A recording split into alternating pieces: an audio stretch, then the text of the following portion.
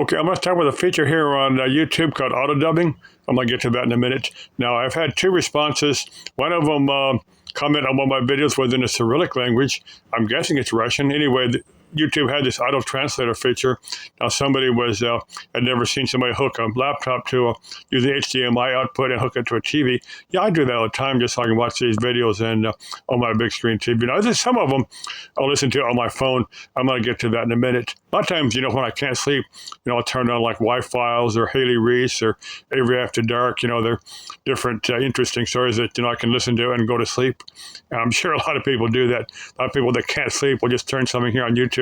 Now, the reason I bring up auto translate, I'm curious how many people are listening to my videos in a language other than English. Now, the reason I'm bringing this up now, I watched a pair of, these videos, how to improve your YouTube videos. Now, somebody suggested you turn off auto dubbing. All that does is you just won't be translated into other languages and other people. I probably just got to leave it alone because if somebody's listening to my video in other languages, it just can be a broader audience. That's the way I figured. I don't see where that actually hurts their YouTube channel, but I don't know. That's just an opinion of another person that was speaking English, kind of. But anyway, I'm just bringing that up. If anybody's listening to my videos, I know two people were. The last one said I look like a monkey, and I'm sure they meant that as an insult, but I find monkeys cute, so I certainly didn't find any insult in it. Now, the last one I'm going to cover today is Billy Moore Day Parade. I've watched it in the past. Now, they've canceled it 2 or 3 times. They've had some budget cuts. The cities, they didn't cut it. And then, then for COVID, back about 4 years, they brought it back about 2 years ago. Now, last year, it was just Avondale. Now, I remember when I was a kid, young adult, back 60s, 70s, this parade would last all day. It would be like 2 or 3 hour parade. They'd have floats from all the various cities. Goodyear, Avondale, Goodyear, or the cities right next together. You got to look on a map to figure out what city you're in. The cities are so close. And, there's a lot of Goodyear. Last year, they just came down central. They completely avoided Goodyear. Goodyear wanted nothing to do with it. I don't quite get that.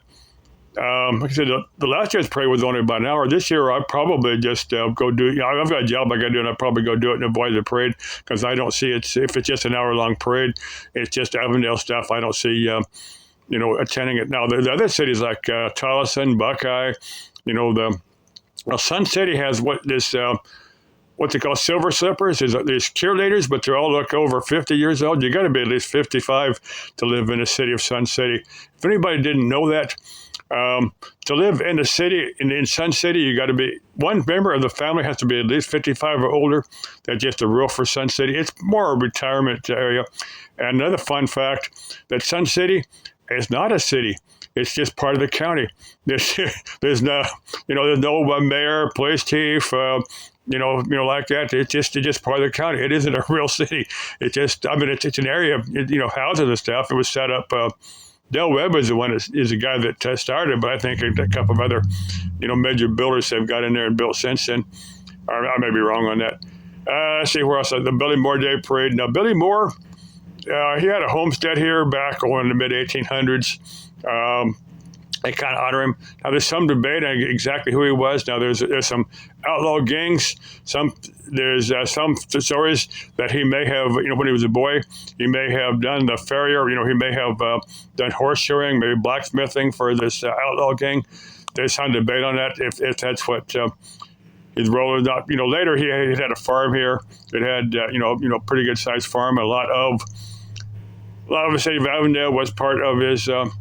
Where his farm was. That just you can look up the early history. Now, early on, the town of was called Coldwater.